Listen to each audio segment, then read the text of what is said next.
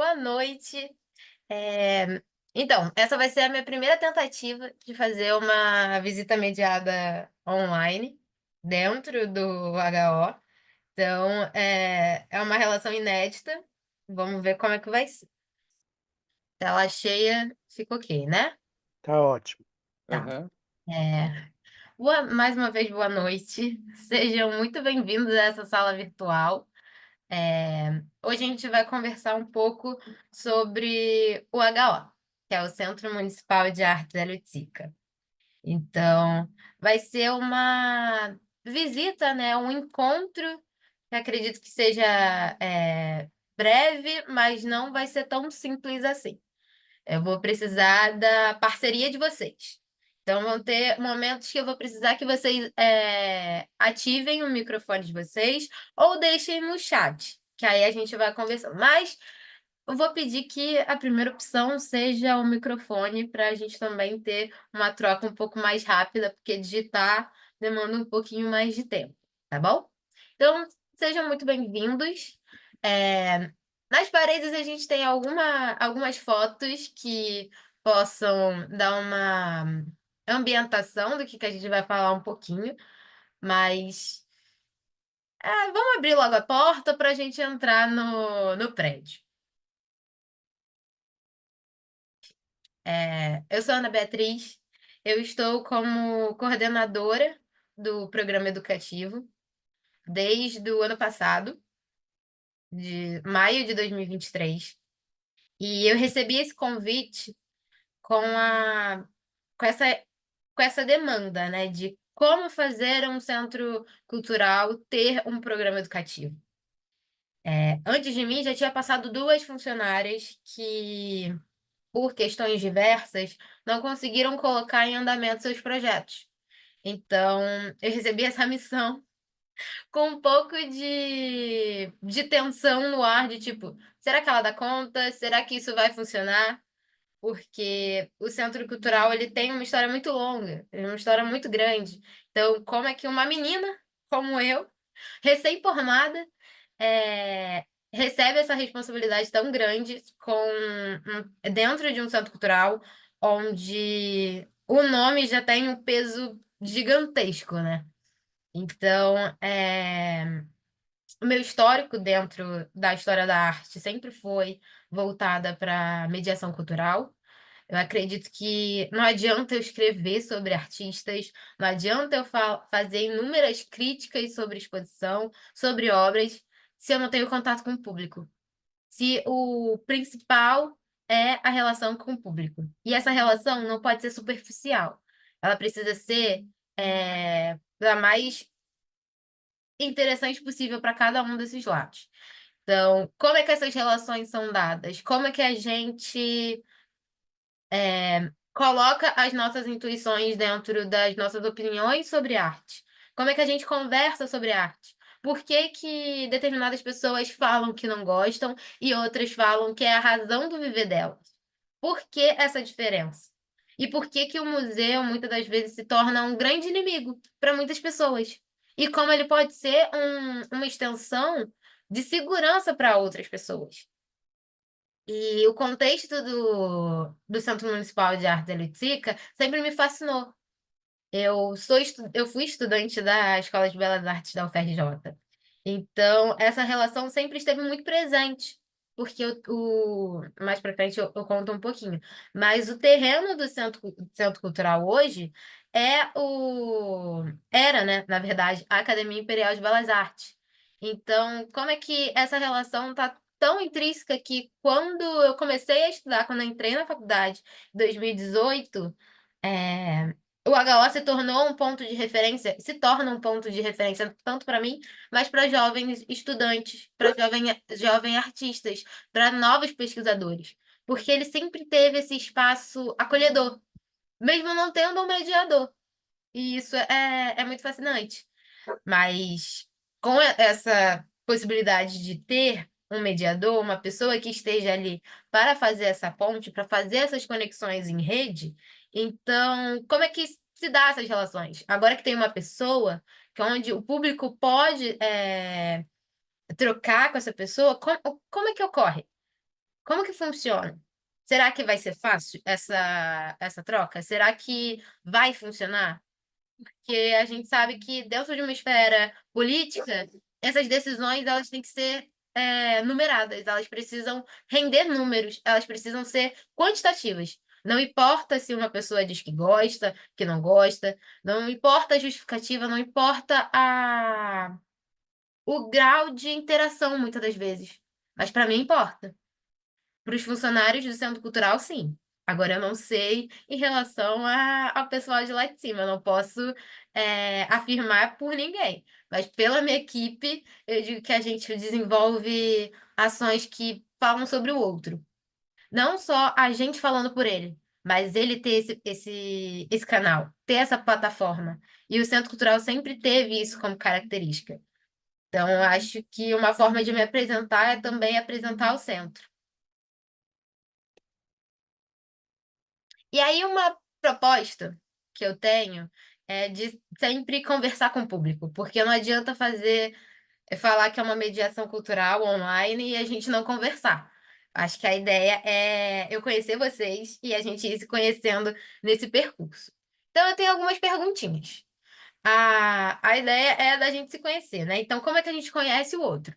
Com algumas perguntas básicas, como o nome, a idade e uma perguntinha aleatória. E aí, hoje eu coloco para vocês qual a importância das artes para a vida de vocês.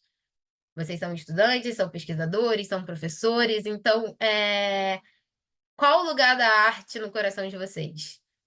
Então, a gente pode fazer uma rodada agora a partir da dos nomes que eu tô vendo aqui. E aí, deixa eu ver aqui. Tá. Vou seguir a ordem que eu tô vendo. E aí eu vou chamando, ou vocês querem ir se apresentando livremente? Que eu posso ser tranquila, mas também posso chamar pra mesa.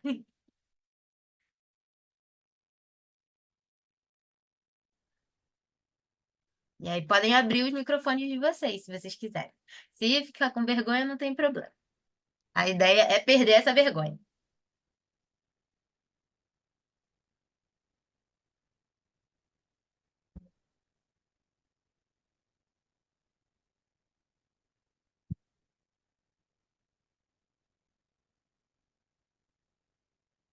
E aí que vai começar.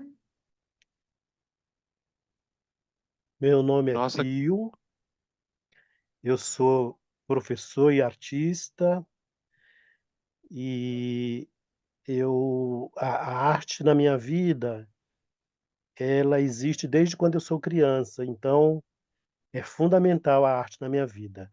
Eu respiro a arte o tempo todo, eu trabalho com arte o tempo todo e a arte me encanta a todo momento.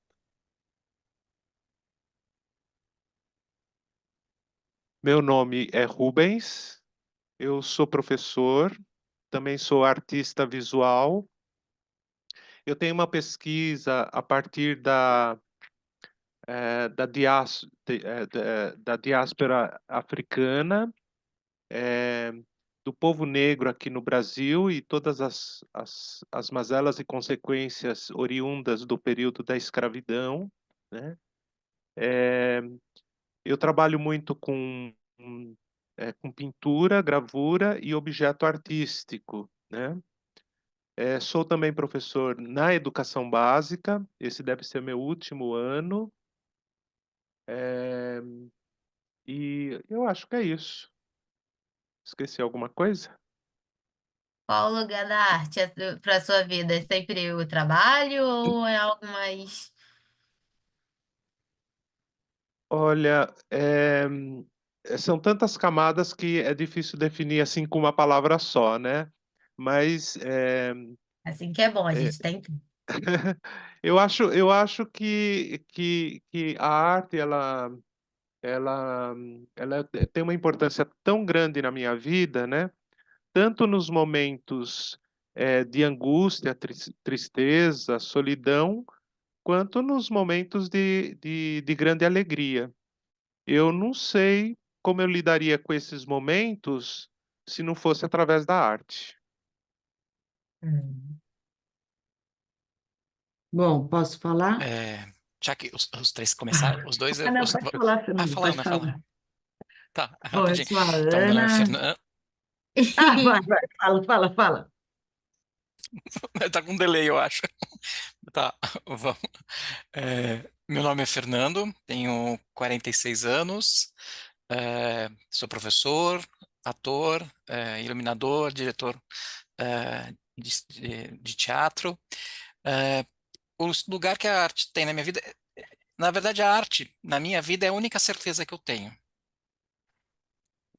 O resto às vezes é passageiro, mas para mim a única certeza que eu tenho é o quanto ela é importante para mim, o quanto eu gosto de arte.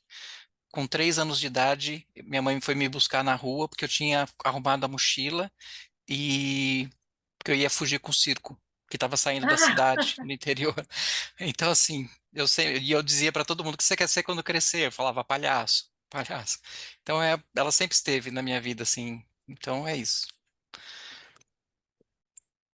Bom, eu sou a Ana Cauí, sou da OPAE também, faço parte da diretoria. Atualmente eu sou pesquisadora, estou fazendo uma pesquisa, um pós-doc, fazendo um mapeamento das licenciaturas no estado de São Paulo. A importância da arte na minha vida, como todos, eu junto o que todo mundo falou até agora e afirmo, assino embaixo. Eu acho que desde pequenininha eu tinha tanto minha avó materna quanto paterna, elas também, uma avó pintava tela e era especialista em cores, tinha um livro, uma cartilha das cores, que ela inventava as cores e trabalhava, e hoje eu sou especialista em cor, faço restauro de pinturas também, por conta disso. Legal. E, e a minha avó paterna pintava porcelana lindamente. E eu era a única neta de todos os netos que gostava de ficar com elas o tempo inteiro. Eu ficava sentada e elas faziam e eu ficava sentada, até que eu resolvi fazer belas artes e aí fui. Então, eu também sou artista visual mas também sou pesquisadora. Gosto da área da matemática, gosto da pesquisa quantitativa, é meio um contraste, mas também não vivo sem a arte. É isso.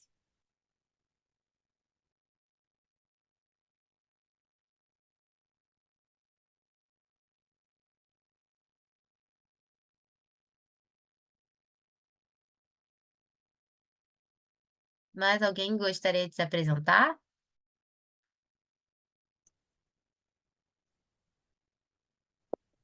Boa noite, Oi.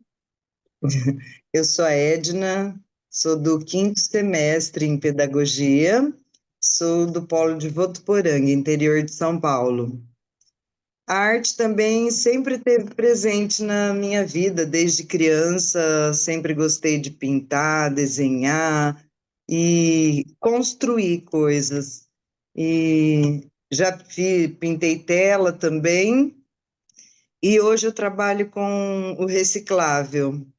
Transformo lixo em luxo. Eu gosto muito. Já trabalhei com bonecas realistas de tecido. Então é assim, sempre eu estou fazendo alguma coisa diferente. E eu gosto muito, como o professor disse também, nos momentos assim de mais ansiedade ou de felicidade, eu tenho essa compulsão em fazer alguma coisa com as mãos. E trabalho com criança de forma voluntária, onde eu gosto de passar o aprendizado a eles de forma corporal, ou seja, ensinando alguma coisa e usar materiais desconstruídos para aguçar a imaginação deles. Então, a arte é tudo para mim também. Estou ansiosa pela visita, viu? Boa noite. Posso falar, Ana? Oi, pode. É Josicleide de São José dos Campos, estou cursando artes visuais, estou no quarto semestre, estou amando muito, muito, muito mesmo. os professores que são maravilhosos, né? Tenho aprendido muito. E a arte na minha vida, como todos os professores já têm falado, tá desde criança. Meu pai dizia que eu era muito arteira. Desde criança, sempre, eu acho que eu executava já umas artes já. E sempre gostei de trabalhar com artesanato, sempre procuro fazer alguma coisa. Tudo que para na minha mão sai alguma coisa dinâmico, né? Todo mundo fala, né?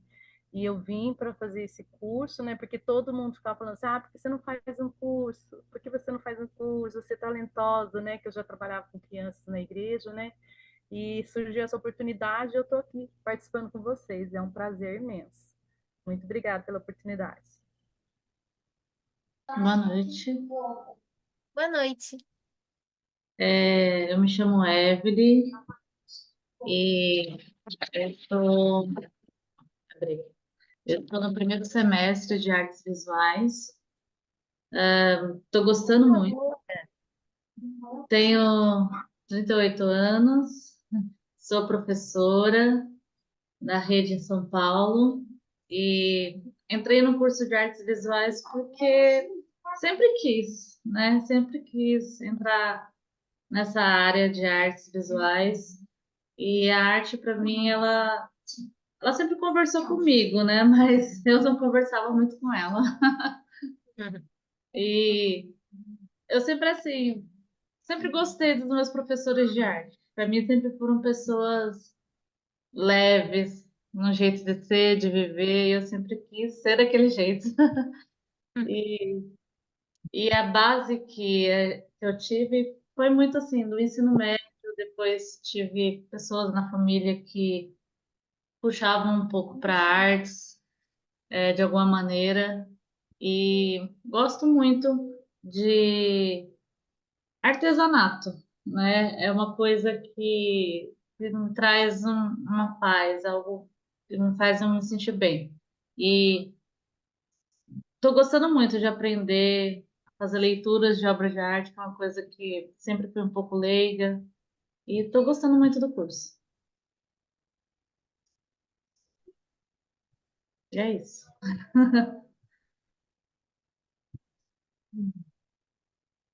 Tem um pessoalzinho mandando aqui pelo chat, que é o Lindbergh Pereira dos Santos.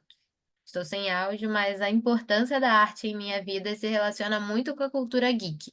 Gamificação, estampas de stencil, até locução de rádio, por incrível que pareça. Nossa, muito legal. Temos a Maria Aparecida do Nascimento Pereira. Ela é de Viradouro, São Paulo, e tem 46 anos de idade e está no quinto período, no quinto semestre de pedagogia. Nossa, parabéns. Temos a Sandra, de 44 anos. Ela é professora de educação infantil e de artes, né? E busca novos conhecimentos e aprendizados. Nossa, espero que a arte seja um desses caminhos, né? E aí, complementando o que a Maria Aparecida mencionou, ela gosta muito de artes e desde criança sempre gostou de arte, né? Então, acho muito bom das nossas conversas, né? Das nossas falas, essa importância da infância, desses primeiros anos como pessoas. Essa constituição desse ser humano parte muito de como é que a arte é importante, sabe? Como que ao crescer a gente perde essa inocência, ao crescer, claro que a gente não perde. A gente acha que perdeu. A gente acha que, ah, não, isso não é pra mim, isso é pra outra pessoa, isso é pra outra fase, e adulto é o meu momento de ser chato. Não, muito pelo contrário, é um momento também de ampliar essas relações, né? Então, eu espero que a arte seja esse caminho para vocês. Para além do belo, mas também pelo lado interno nosso, né? Enfim. E eu respondendo a minha própria pergunta, né? Eu sou Ana Beatriz. Ah, não sabia seu nome. E eu tenho 24 anos. E a importância da arte na minha vida é...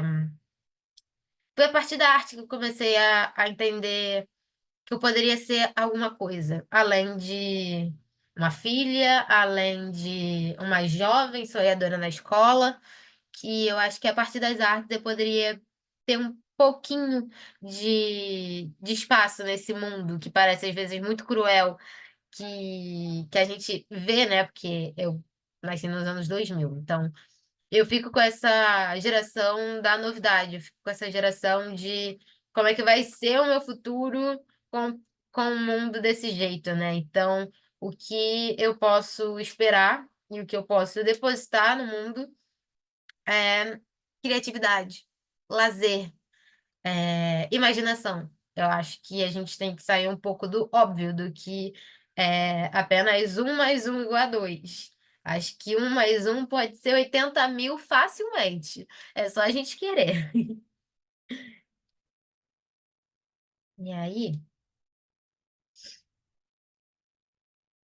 eu vou apresentar o Centro de Artes para vocês. Nosso nome é grande, então é mais fácil a gente sempre falar HO, devido o nome do L. A gente é um espaço que está nesse corredor da Praça Tiradentes, lá no centro do Rio, bem no centro do Rio de Janeiro.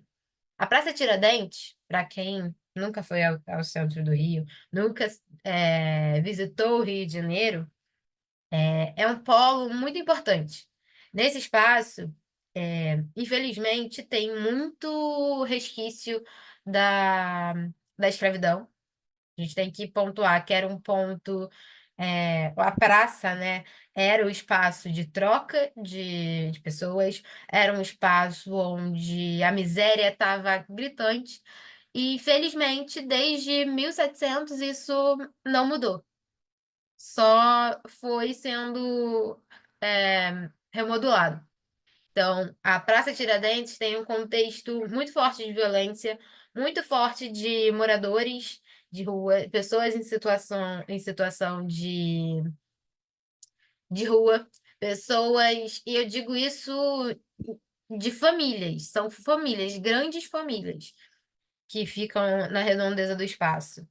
É um espaço também muito forte da prostituição, e isso ficou muito gritante na década de 80. Então, o espaço onde vamos pensar no século XIX, era um espaço de efervescência do teatro, foi sendo deixado de lado para a praça, que posteriormente foi se tornando uma outra praça, né, a Cinelândia, que também é uma praça vizinha, se tornar o centro dos cinemas. Então, como é que a história sempre é cíclica e como essa história sempre, infelizmente, né, é sobre apagamento. Quando uma novidade chega, ela joga de escanteio o que tinha antes, e essa não é a proposta, mas infelizmente isso acontece. Então, o HO, ele surgiu em 96, mas com um histórico muito vivo ainda. A gente tem esses resquícios no espaço, tanto o espaço físico quanto o espaço temporal. Então, a gente consegue traçar muito bem essa questão dentro do perfil de público do Centro Cultural. A gente tem desde pessoas que estão visitando o Polo do Saara, que é um espaço de lojas, inúmeras lojas da cultura asiática, da cultura árabe, da cultura brasileira também do lado nordestino. Então, todas essas culturas estão misturadas nesse cenário. E como é que o centro cultural, ele é também um ambiente de encontro com isso. A gente não está paralelo a essa conversa, muito pelo contrário. Recebemos propostas, recebemos parcerias, recebemos visitantes que estão dentro desse contexto. E como que a gente não é levado para um status de endeusamento. Mesmo que muitas das vezes as pessoas, ao visitarem ou passarem pela rua que a gente está, achem que a gente é uma igreja, acham que a gente é um cemitério, acha que a gente é qualquer outra coisa, mas menos um espaço que seja para ele bater um bate-papo com um amigo, para ele tomar um cafezinho, dele passar a tarde com a gente. Então, tem essa questão de estar nesse corredor histórico e que a gente é vizinho de grandes outros centros culturais. Então, por exemplo, a gente tem o Real Gabinete de Leitura Portuguesa. Ele é a primeira biblioteca brasileira que a gente tem. Isso é do outro lado da rua. A gente tem o Centro de Referência de Artesanato do Sebrae, o CRAB, que é também um nosso amigo. A gente tem a Gentil Carioca, que é uma grande galeria que, que tem como ponto crucial a possibilidade de novos artistas também estarem expondo, estarem entrando nesse mercado, né? A gente também está com outros espaços alternativos, onde eles tentam conversar sobre os espaços já estabelecidos, mas também entender o seu repertório, entender novas possibilidades de expor. Nunca é sobre, fulano de tal está em tal lugar, então ele nunca vai poder expor em outro espaço. Não. A ideia é criar conversas, criar um grande espaço onde que os nossos muros não sejam as nossas cercas, muito pelo contrário, que elas possam ser quebradas e que a gente possa ter um grande espaço de exposição que conecte entre todas as instituições. Acho que é assim que a gente pode apresentar o Centro de Arte. E aí a gente tem um pouquinho das nossas propostas expositivas, né? O HO, ele é um espaço voltado para arte contemporânea. E chega a ser engraçado falar sobre isso, porque ele fala do hoje, mas se a gente for parar para pensar, ele sempre está falando sobre a história ser cíclica. Então, o nosso terreno é desde 1700 e pouco. O prédio que a gente habita, que a gente reside, foi desenvolvido, né? Foi edificado em 1872. Então, se vai a história. E como é que isso é visto para a gente, né? A gente também tem que entender que o século XIX tem o seu valor, tem a sua importância histórica muito grande. A gente está falando de um século onde teve muitas atividades dentro do espaço brasileiro. A gente também tem que pensar que é um espaço de muitas revoltas, um espaço temporal, né? De muitas guerras, de muitas problemáticas também sociais. E como é que a arte estava dentro desse contexto? Então, a gente nasce com essa efervescência da Guerra do Paraguai, surge com o pensamento de novos formatos, né? Novos suportes de arte, e já essa questão de como é que a arte se impõe em sociedade, né?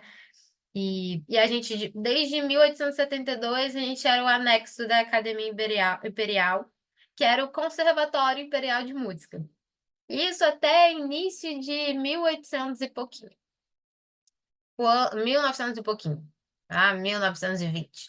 Quando a academia, o conservatório, né, vai para a Rua do Passeio, que é na Cinelândia, e a gente passa a residir nesse espaço, né? Passa a ser o Conservatório de Dramaturgia Brasileira.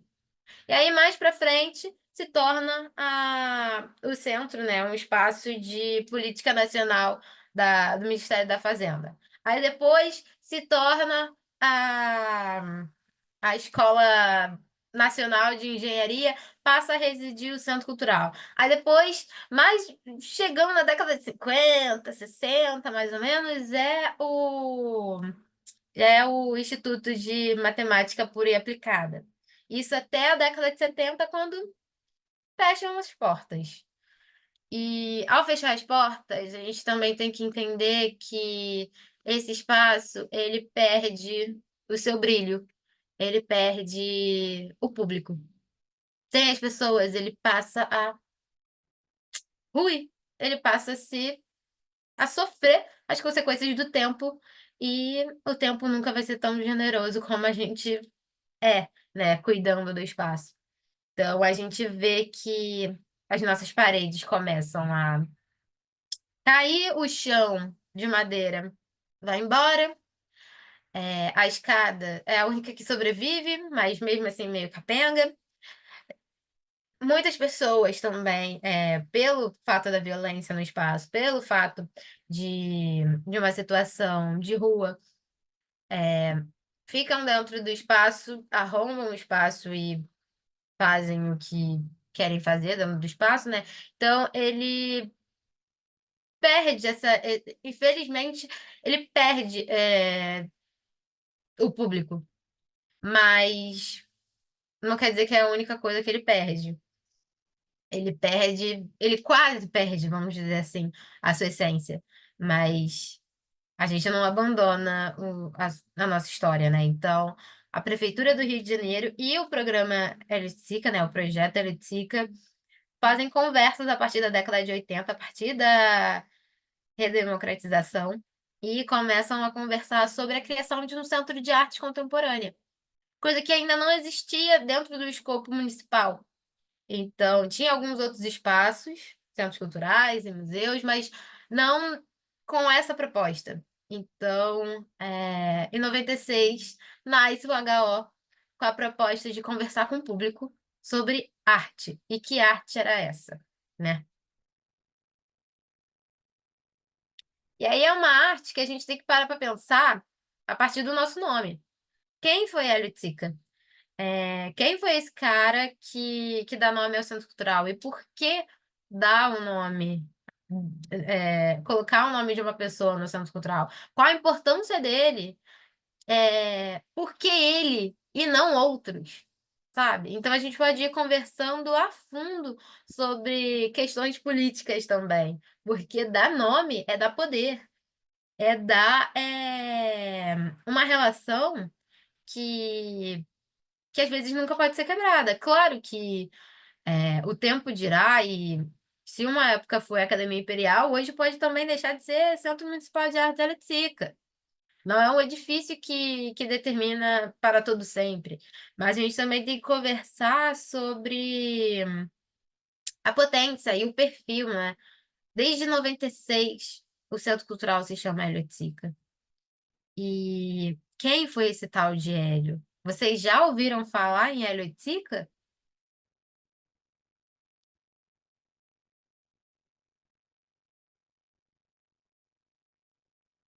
E aí, alguém já ouviu falar desse nome? É meio complicadinho de falar. Tem algumas pessoas que não acham meio estranho. Ó, Filipa já falou que conhece. O que vocês já ouviram falar? Ó, a Evelyn já não ouviu. Às vezes Clay também não. Mas quem já ouviu falar? O que já ouviu falar dele? Ou só o nome, ou só viu uma fotinho e nunca se aprofundou. Um grande transgressor. Uhum. Todo mundo falando não.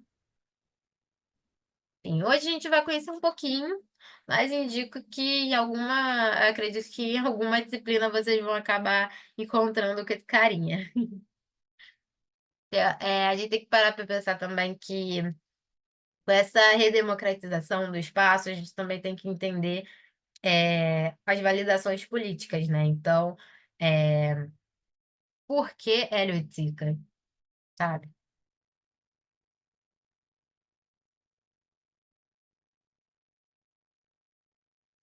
Errado. Bom, o Hélio, esse carinha aqui bonitinho, meu chefe, ele nasceu em 1937 e infelizmente morreu na década de 80. Ele morreu com 42 anos, mas eu não acredito no número de idade dele, que ele tenha morrido com 42. Para mim, ele morreu com 1102 anos, sabe? Porque em pouco tempo o Hélio soube viver tão bem a vida, sobre se conectar consigo e também com o outro, que o plano terrestre eu acho que não era o suficiente para ele, sabe? Então, ele é um carioca, ele foi um carioca, mas um carioca no contexto da Zona Sul. Então, a gente também tem alguns parênteses em relação a isso. Ele tinha aspirações anarquistas vindas da sua família. Seu avô foi um grande professor e esteve nesse movimento anarquista do Brasil, o José Oiticica. E José teve um filho. Esse filho é José Oiticica Filho. Esse José Oiticica Filho teve 3 filhos: o Hélio, César e Cláudio. Então, a gente vai falar desse Hélio aqui, que ele teve uma educação muito específica. No início da sua vida, os filhos, né, as crianças, eles não foram para a escola, eles tiveram o ensino a partir da família, a criação, né, e todo o desenvolvimento educacional partiu dos pais, do José e da Ângela, a mãe do Hélio e das outras 2 crianças. Então, aos 8 aninhos de idade, ele foi para Nova York, porque a família toda foi para Nova York, porque o José recebeu uma bolsa do Guggenheim Museum e todo mundo foi para Nova York. Então, quem é que vai para Nova York na década de 50, mais ou menos? A gente tem que parar para pensar também. E aí foi um divisor de águas também para a família, mas com o retorno ao Brasil, foi aí que o Hélio começou a se aproximar mais ainda das artes. Foi a partir de uma disciplina, de um curso livre que ele fez do Ivan Serpa no MAM, que é o Museu de Arte Moderna do Rio, e era o espaço de referência carioca daquela época. Ele começou a se aprofundar sobre questões artísticas. Como é que a gente vê a arte, como é que a gente produz. E se a gente for parar para pensar nessa direção, o que que a gente está falando? Como que eram as exposições? Como é que era a produção artística? Como é que eram as conversas? Vocês conseguem ter uma ideia de como é que era essa relação entre os artistas, entre os fazedores de cultura? Vocês imaginam essas épocas e como é que essas épocas elas eram vividas? Vocês têm essa relação? Vocês têm, às vezes, esse pensamento de como é que a arte é vida, né? É vivida desse jeito? Então, era uma potência muito grande pensar nisso tudo. Como é que estava bem nessa efervescência de novos diálogos, de novas teorias sobre arte? Então, o Hélio foi bebendo da fonte. Foi tendo várias aulas com os caras mais incríveis, as professoras mais incríveis dentro do MAN, e foi se aprofundando nos seus diálogos. Então, assim que ele faz esses cursos no MAN, ele já cai direto em uma exposição. E ele vai ampliando o seu discurso, ele vai pensando em como é que a arte pode se portar nessa nova geração. Como é que a gente pode trabalhar? Quais são as nossas revoltas, né, que podem ser expostas? Então, a geração do Hélio, esses artistas da década de 50, 60, 70, estão colocando em voga muitas questões. Que questões são essas? O público. Que público é esse que entra nos centros culturais? Que público é esse que lê as obras? E como se lê uma obra de arte? Isso é obra de arte?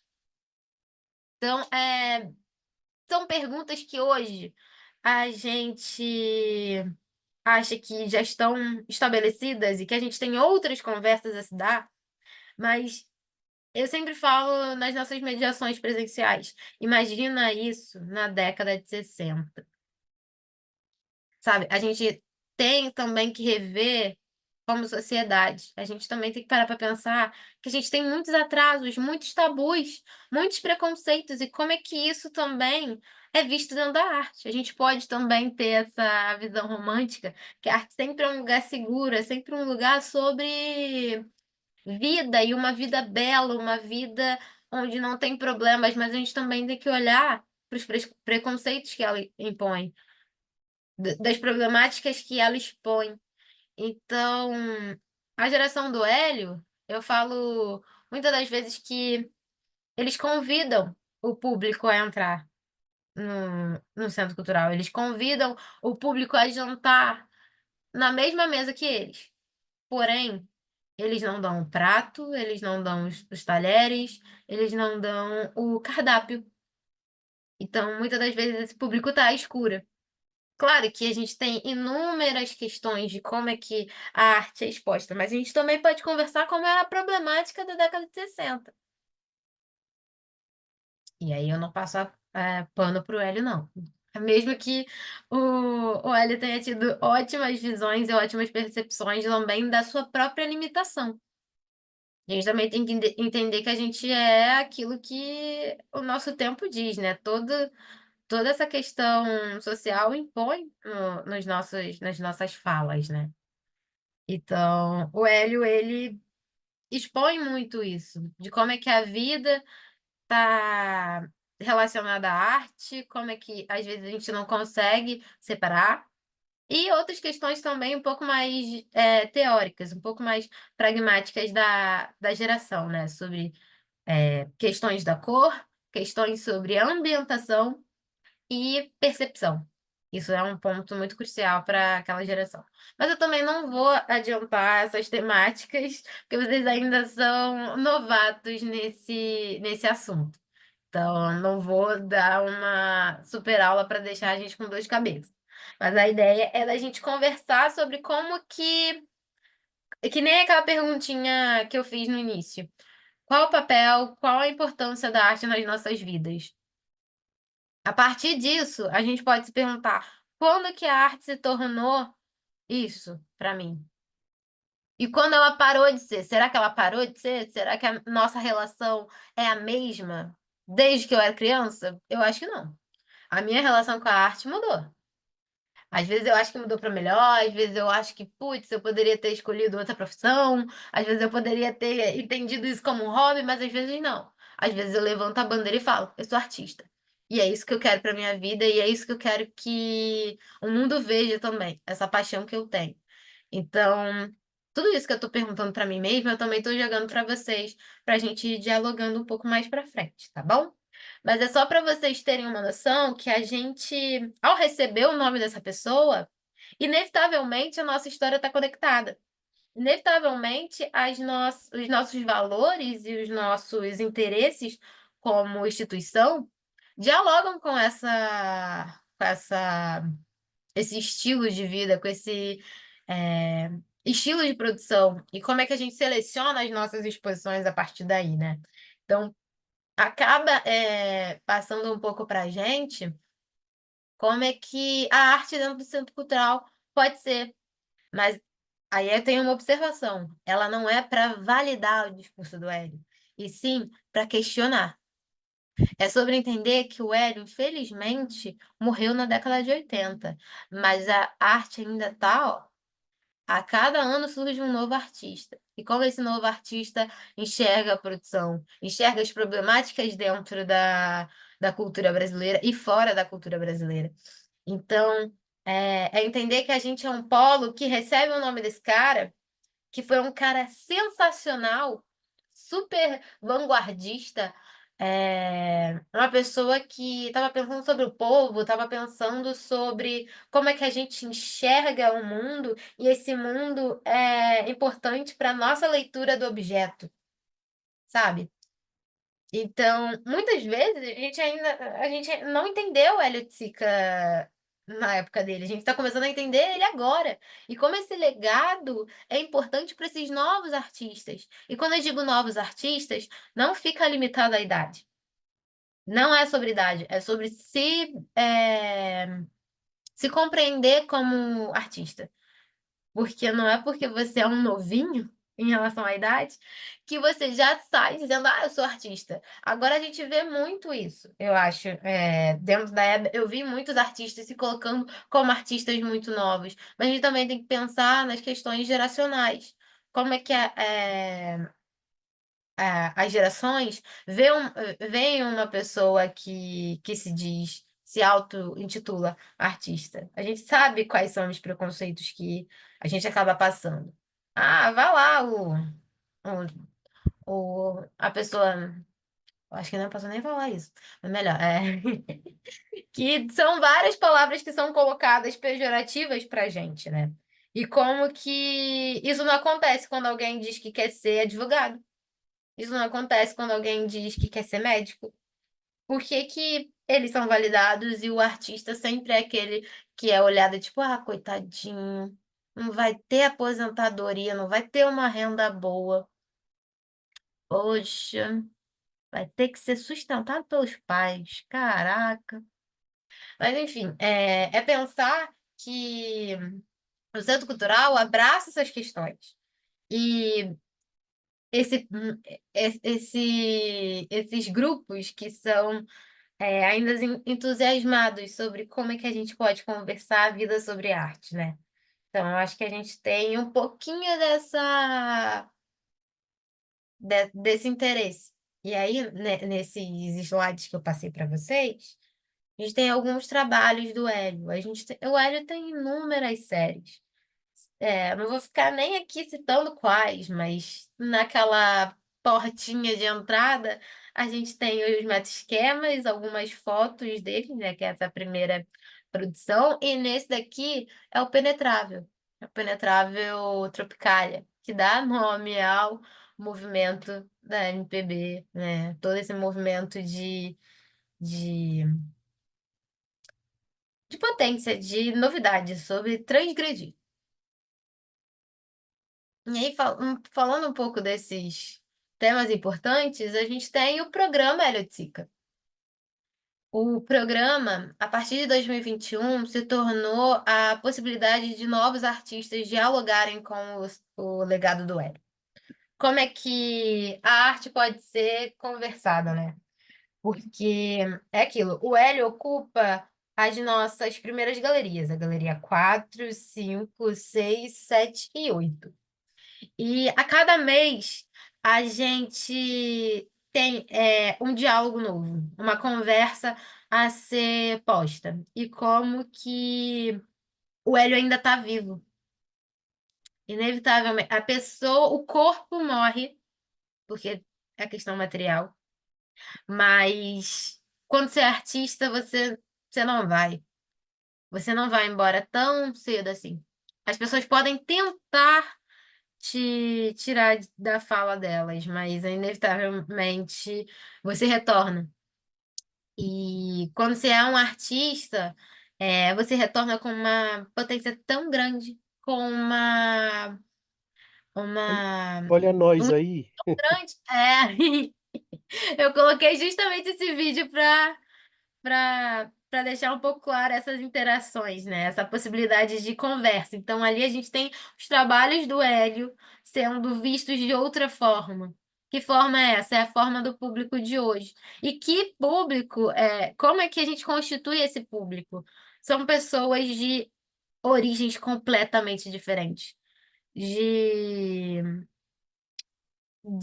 vivências diferentes, de famílias, de, de bases familiares opostas, que estudaram em lugares diferentes, que vão para lugares diferentes, e a gente, no fim, tem o mesmo ponto de encontro, o Centro de Artes Hélio Oiticica. Como é que a gente tá dentro dessa encruzilhada na vida de todo mundo, que inevitavelmente a gente abre uma porta e puf, tô no HO. Ah, eu fecho outra porta e abro outra, puf, tô no HO. Como é que a gente ronda essas pessoas, né? Porque a gente fala do hoje, porque a gente fala sobre a liberdade. A gente fala muito dessas relações que são muito dinâmicas e fluidas. A gente tem esse programa desde 2021, a partir do nosso diretor artístico, que é curador também do projeto Elitica, que também é o sobrinho do Elitica, o César Oiticica Filho. O César, ao receber essa missão, ele convoca novos artistas para estabelecer uma visão nova sobre o Hélio. E não só sobre ele, mas tudo sobre esse contexto que eu dei um pouquinho antes de a gente mostrar esse vídeo. De como é que a gente entra no Centro Cultural e a gente entende que o passado, o presente e o futuro estão tão misturados que não existe uma narrativa única. Esses encontros, eles não são postos com início, meio e fim.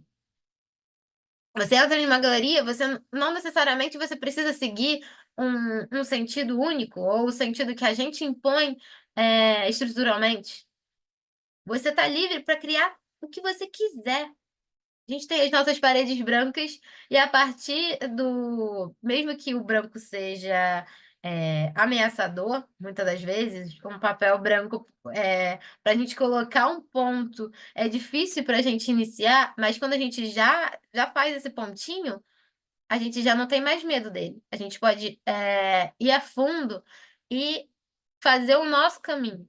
Então, desde 2021, a gente tem essa proposta com essa chamada de 2022 foi executada em 2023 e a chamada de 2024 está sendo executada em 2024 e vai persistir em 2025. A gente tem propostas para o ano inteiro e se bobear até o início de 2026, com uma chamada muito longa e a ideia é ocuparem esse espaço, fazendo essa conversa, ocupando o centro e que 2023 ela não foi limitada às galerias, foi pensando em outros projetos, cursos, oficinas, apresentações musicais, mas dessa vez, em 2024, a gente estabeleceu a proposta de ser de artes visuais mesmo. Então, trabalhos de pintura, escultura, instalações, filmes, performances, que a gente tem esse vídeo do aniversário do Hélio. Foi uma atividade que a gente é uma atividade que a gente acaba desenvolvendo dentro do espaço, que é para comemorar o legado dele. Então, esse foi o aniversário de 87 anos dele, ó, com vários projetos sendo expostos e performados. Então, a gente tem o Pio, com esse trabalho aqui, e aí eu sou a de branco.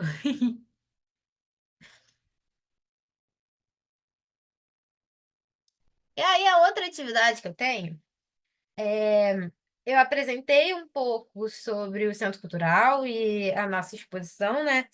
Que é o programa Erutica, mas eu queria também entender como é que vocês enxergam museus. E aí é ponto de cultura, ponto de memória, pode ser um centro cultural, pode, enfim, qualquer instituição que vocês conheçam e qual é a memória afetiva que vocês têm ao visitar o museu. Como é que esse espaço pode acalentar o coração de vocês, mas também tem uma memória ruim, às vezes acaba tendo, inevitável. A gente tem experiências da vida que elas podem ser boas, elas podem ser ruins, e é a vida. E aí eu gostaria de saber um pouquinho de vocês, como é a experiência de vocês no museu. Mas antes disso, eu tinha visto uma mensagem aqui, tá. Ademilson, que tem 53 anos, ele está no quinto período, quinto semestre, e a arte para ele está em tudo, em todas as coisas. Amo criar, artesanato. Nossa, todo mundo está envolvido em artes manuais, isso é muito legal. Temos também a Maria Luísa, que a arte para ela é um jeito de dar ordem no mundo e dos pensamentos e mostrar a perspectiva de cada pessoa. Maneiro. E a educação da arte ajuda a se aproximar na língua da arte e das perspectivas de cada pessoa. E a arte visual é o meu jeito de comunicar e entender. Nossa, potente também. E volto a fazer essa minha perguntinha, né? Tipo, quais são os espaços que vocês visitaram e como é que foi a experiência de vocês nesses espaços que são é, amigos, espaços que acolhem vocês. Calma, um de cada vez.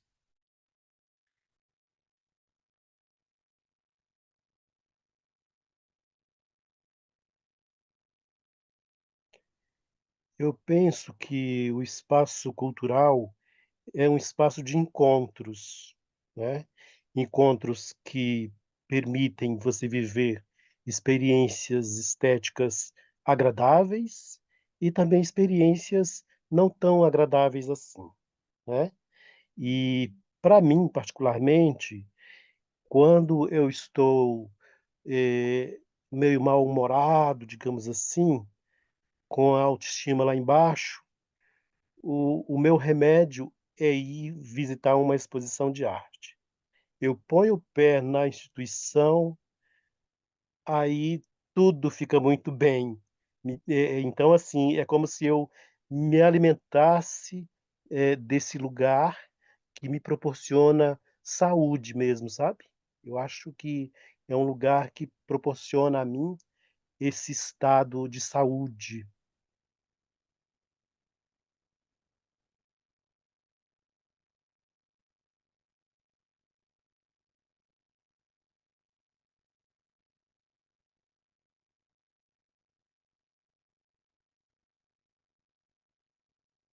Evelyn, Joseph Cleide. Vou chamar nome, hein? Posso, posso falar numa outra perspectiva? Pode. Bom, eu não conheço o espaço Hélio Huitzica, muito embora, e eu passei aí pelo entorno várias vezes, né? E realmente o entorno é como você descreveu, atualmente, né? É, e isso me remete um pouco também sobre acessos, né? Frequentemente, os museus, os espaços de cultura, que eu chamo lugares de aprender, eles ficam em bolsões, eh, eh, em bolsões onde tem as pessoas mais favorecidas economicamente, né? E elas que acessam esses espaços, né? Eh, e e aí esses lugares, eles não estão assim, esses espaços de cultura, eles não estão nas regiões de vulnerabilidade socioeconômica, né. O que que eu quero dizer com isso? Que, os museus, eh eh, em grande parte, eles não dão acesso às pessoas, né. Isso tem se redefinindo, porque certamente a escola tem sido o grande elo de ligação entre essas comunidades, né, e os espaços de aprender, né. Alguns professores, algumas escolas, elas, conseguem levar os seus alunos, né, que é um pouco esse exercício que nós estamos fazendo agora, é mediado pelo Zoom, né, porque temos aqui pessoas de regiões diferentes e de regiões, inclusive, que esses espaços são bastante escassos, né. Então, eu penso que essa experiência artística, ela vai afetar afetar o indivíduo de qualquer forma, né. Ela vai afetar, e aí a preocupação não é positiva ou negativamente, né. Eh é uma experiência que o indivíduo tem, né, é uma experiência. Essa nossa experiência aqui, ela não tem cheiro, ela não tem tato, né, mas é uma experiência boa, mas o gostoso mesmo é você entrar no espaço, né, ver a obra de arte bem de perto, né, conversar sobre e com a obra de arte, eh, fazendo um diálogo realmente entre você e aquela experiência que você vivenciou, né?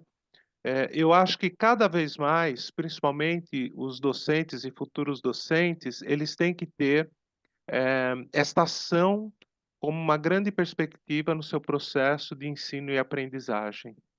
Obrigado.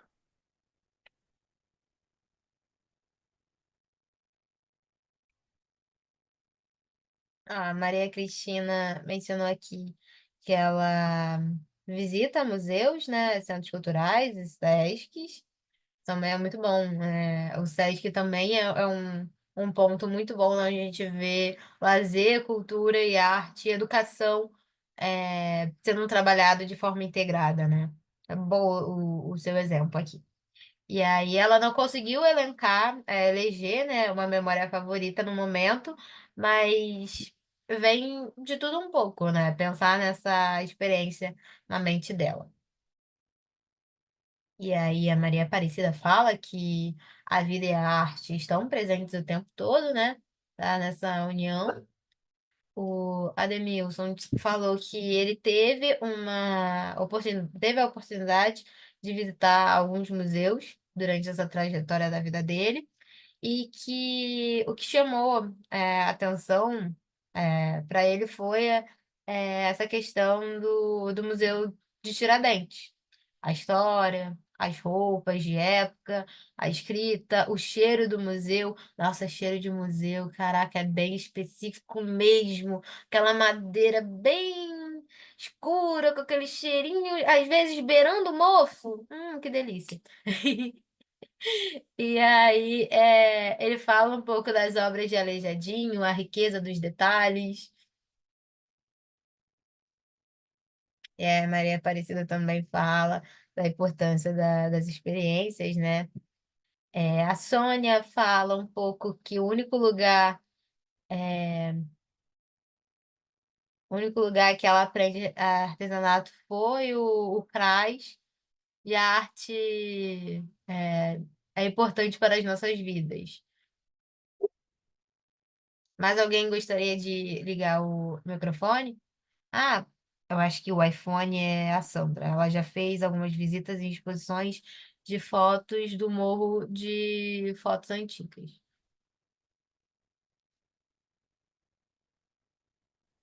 Sim. Então, eu também já tive oportunidade de visitar alguns museus, né? Muito pouco. Acho que eu me encaixava muito no que o professor Rubens falou sobre acessibilidade, né? Às pessoas de baixa renda. E o contato com a arte mesmo, os museus eu fui visitar depois de grande. E é impactante, né? Toca muito na vida você se remeter um pouco ao passado e ver ali objetos ou lugares onde teve uma história, né? E, e impacta a vida, né? A gente passa a ter outros olhares sobre o mundo.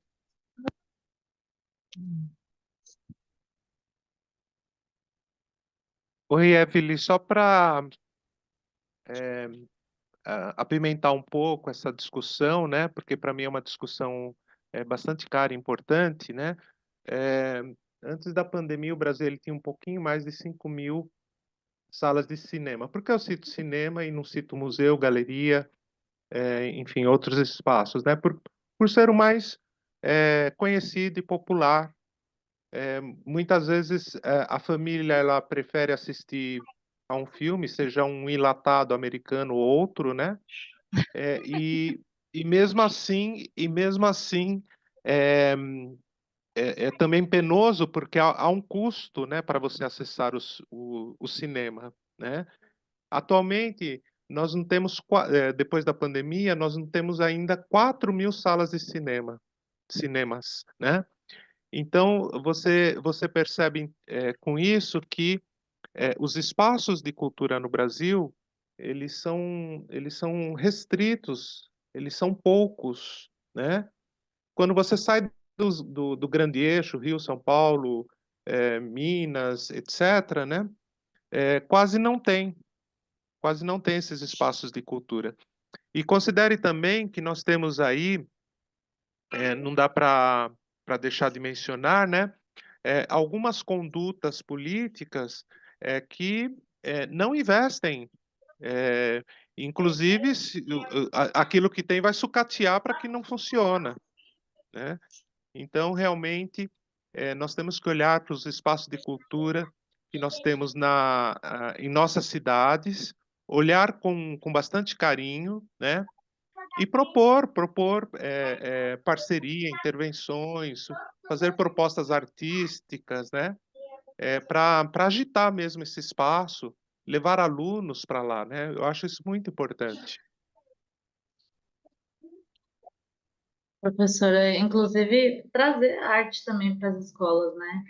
Eu trabalho na rede de São Paulo e eu vejo muita carência dos alunos em relação à arte, no sentido de que eles têm um professor, mas assim, momentos que proporcionados pela arte, né? Um teatro, um artista expor uma obra e eles terem acesso a isso. Isso realmente, na minha época, já era uma carência muito grande e continua sendo. É uma coisa bem gritante da gente ver a questão financeira pesa muito, porque as famílias, elas dificilmente elas vão tirar ali o dinheiro do alimento para poder proporcionar a arte, né? Então, isso tem que partir mesmo dos poderes públicos aí. Um movimento, não só eles também, né? Acho que tem que partir de todos. Exatamente, Evelyn, concordo com você. E na medida em que você pensa em trazer a arte, você fatalmente pensa em desenvolver arte, o fazer artístico, né? Junto com seus alunos, né? Então, aquele costume do aluno só copiar isso, aquilo na lousa, né? Sem a possibilidade de um fazer, né? De uma ação artística, né? Também é muito impregnante ainda nas aulas, né? Eu acho que o que você fala é de extrema importância.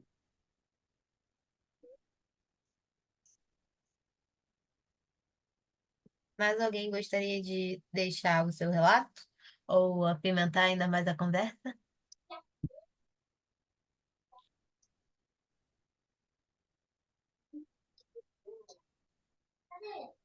Ó, a Filipa mencionou aqui no chat. Também pode deixar aqui no chat. A memória afetiva é conhecer museus e intrinsecamente conhecer a cultura da região. Quer saber quem somos? Visite nossos museus. A Sônia complementa aqui, até na igreja Viartes, na igreja de Tiradentes, que é muito trabalhada em Ouro Preto. Fiquei deslumbrada com a rara beleza da antiguidade. E aí a Sandra também menciona outro espaço de cultura em Recife, que são os bonecos de Olinda e a potência, né, desses detalhes nesses bonecos, né? E uma coisa que vocês pontuaram sobre essas memórias, né, sobre essas relações, que eu concordo plenamente sobre esse cenário. É um projeto. Isso tudo é um projeto capitalista onde é, se tiver que. Não é sobre dar um peso maior do que o outro sobre o cinema ou o museu. Conversa nunca foi sobre o filme ou sobre a obra, mas sim o que rende mais. O capital. Então, é toda essa mensagem de que se você for fazer alguma coisa que seja de lazer, você tem que economizar, sair uma vez por mês, e essa saída no mês não vai ser para uma diversão em um parque, ao ar livre, a uma praça, ou vários outros pontos de cultura juntos, onde o cinema está incluído. E sim, esse discurso é sobre ir ao shopping.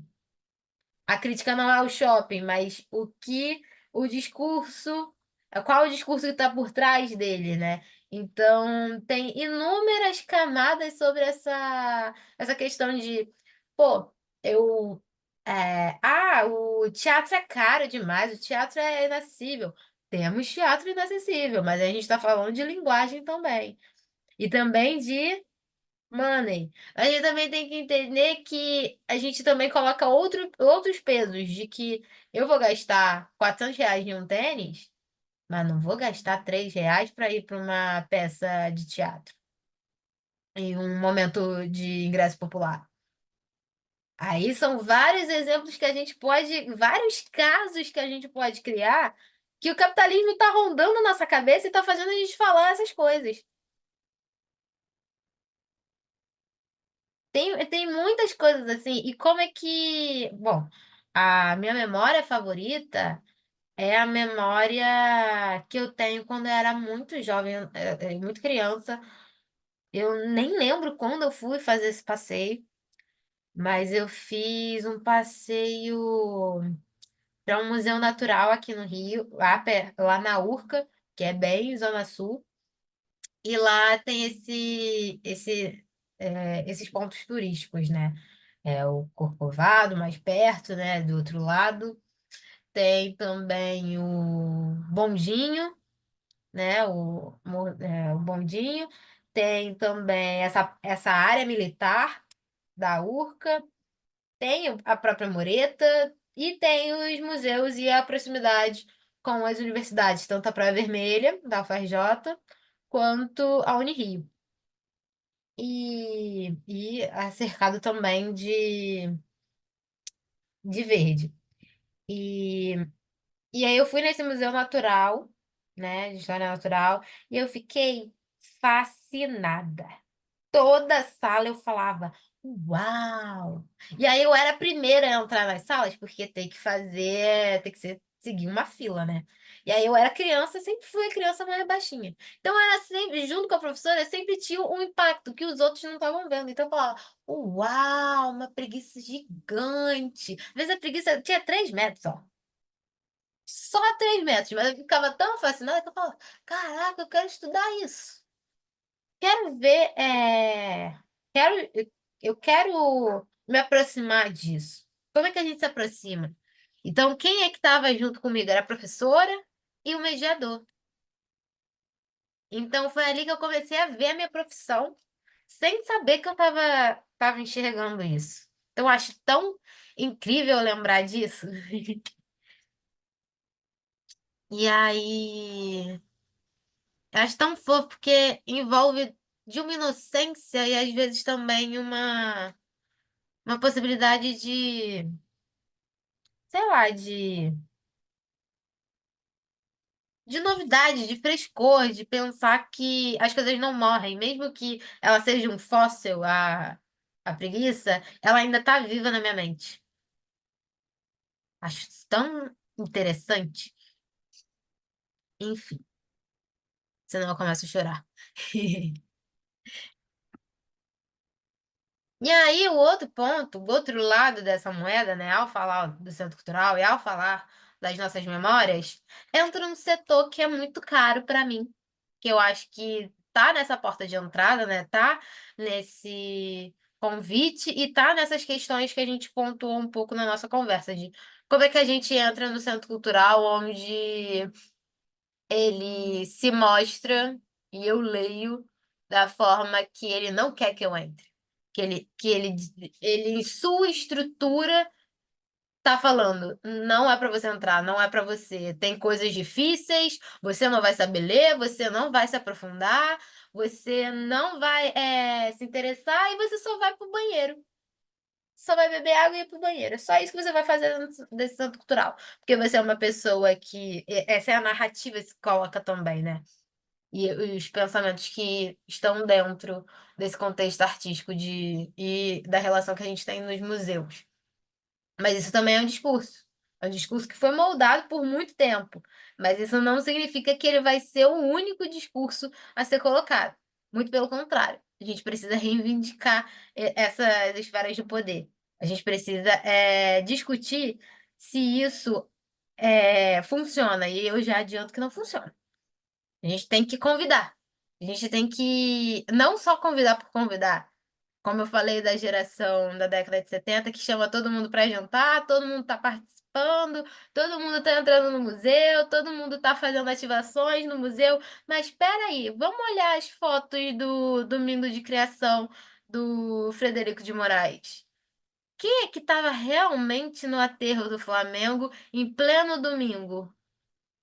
Não era a Maria Aparecida de Pernambuco, que está lá se matando na casa de uma dondoca no, na Praia do Flamengo. Ela está vendo da janela essa experiência.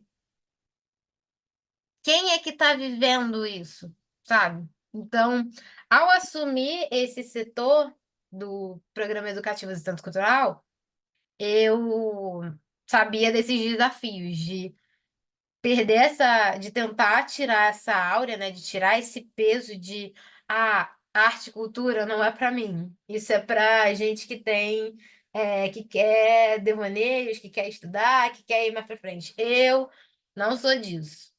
Não, e atender esse público que está dentro do Polo do Saara. Que público é esse, né?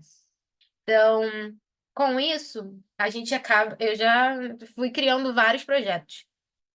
E aí a gente tem inúmeros projetos que a gente desenvolve para aproximar o público. Ele parar para pensar e, tipo, você tem voz. Você é um dos responsáveis para essa parede, dessa pedra aqui, continuar aqui. Porque senão a gente vira um shopping. Porque senão a gente vira mais uma lojinha que você pode encontrar coisas da Shopee. E a gente também pode ser uma extensão de uma seguradora que quer pegar o espaço todo. Então, sem você, a gente é nada. Não somos nada. Então, a ideia com o educativo, eu fui criando alguns projetos. Então, a gente tem o projeto de visitas mediadas, a gente tem do ateliê, que são as nossas oficinas, e temos também a nossa chamada pública de ocupação das salas multiuso. A gente fica também responsável pelo atendimento ao público na recepção, junto com os agentes experientes, que são senhores de idade, 60 anos, e temos um de 80 anos, que eles fazem essa aproximação com o público, né? Faz essa orientação de público da dinâmica do espaço. A gente também tem a nossa sala de pesquisa e o nosso centro de memória, que são voltados para o nosso acervo bibliográfico e também o nosso acervo documental administrativo. A gente tem muitos projetos. E eu sou a maluca que criei isso tudo sozinha. E não sozinha, eu falo sozinha no quesito mão de obra, porque aí eu sou a única contratada para essa questão.